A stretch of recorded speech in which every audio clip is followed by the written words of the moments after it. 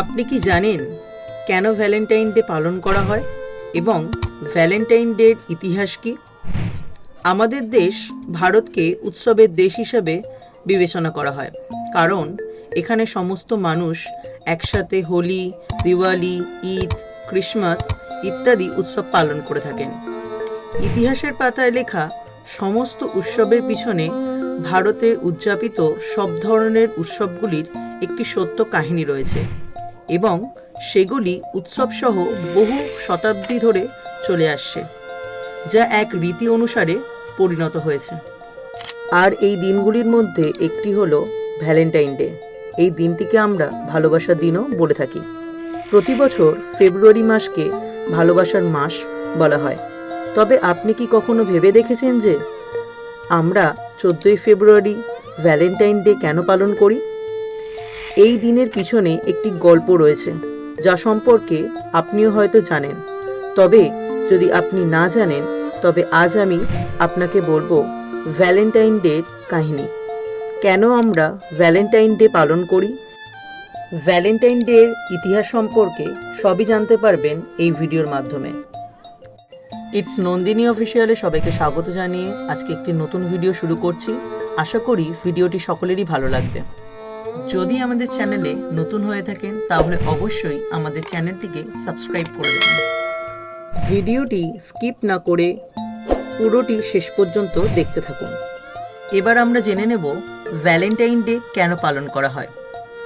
Valentine day নামকরণ করা হয়েছিল এমন এক ব্যক্তির নামানুসারে যার নাম ভ্যালেন্টাইন। এই ভালোবাসা দিবসের গল্পের শুরুটা ভালোবাসায় ভরপুর নয়। এই গল্পটি একজন দুষ্টু রাজা এবং একজন পরমার্থী সাধু ভ্যালেন্টাইনের মধ্যে মুখোমুখি। এই দিনটি রোমের 3য় শতাব্দীর মধ্য দিয়ে শুরু হয়েছিল, যেখানে ক্লডিয়াস নামে এক অত্যাচারী রাজা ছিলেন। রোমের রাজা বিশ্বাস করেছিলেন যে বিবাহিত সৈনিকের চেয়ে একজন সৈনিক যুদ্ধের জন্য আরও ভালো এবং কার্যকর সৈনিক হতে পারে, কারণ বিবাহিত সৈনিক তার মৃত্যুর জন্য সর্বদা উদ্বিগ্ন ছিল।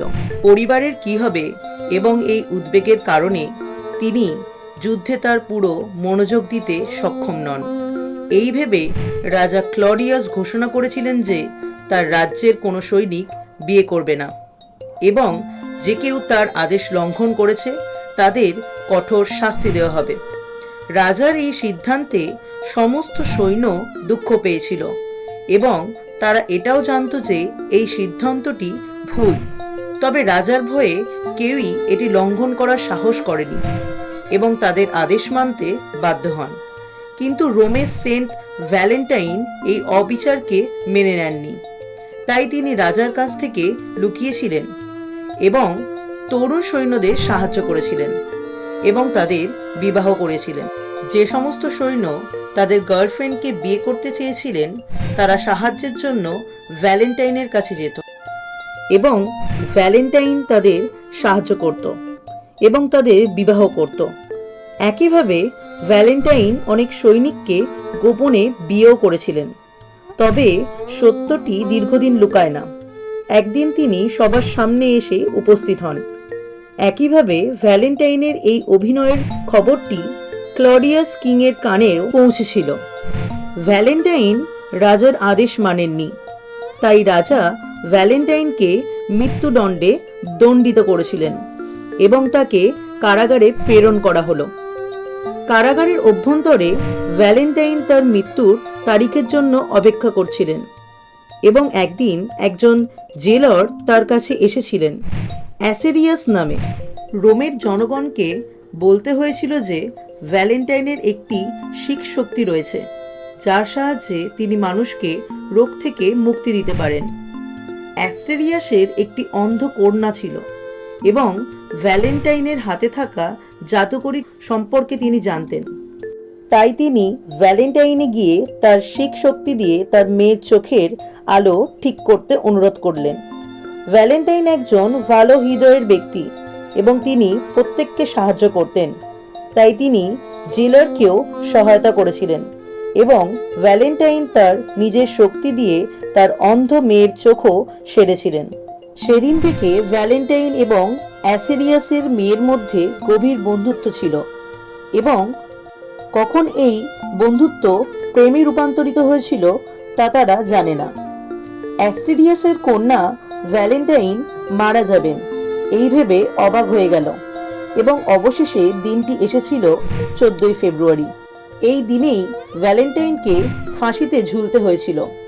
মৃত্যুর আগে ভ্যালেন্টাইন কারাগারের কাছে কলম এবং কাগজ চেয়েছিলেন এবং সেই কাগজে তিনি কারাগারের মেয়ের জন্য বিদায় বার্তা লিখেছিলেন। পৃষ্ঠার শেষে তিনি আপনার ভালোবাসা লিখেছিলেন। এই শব্দগুলি এখনো মানুষ মনে রেখেছে। ভ্যালেন্টাইনের এই ত্যাগের কারণেই 14ই ফেব্রুয়ারি এটির নামকরণ করা হয়েছিল এবং এই দিনে সারা বিশ্বের প্রেমময় মানুষ ভ্যালেন্টাইনকে মনে রাখে। আজকের মতো ভিডিওটি এখানেই শেষ করলাম। ভিডিওটি কেমন লাগলো অবশ্যই কমেন্টের মাধ্যমে জানাবেন। আর যদি ভিডিওটি ভালো লেগে থাকে তাহলে অবশ্যই লাইক অ্যান্ড শেয়ার করে দেবেন। আবার আসবো নতুন কোনো ভিডিও নিয়ে।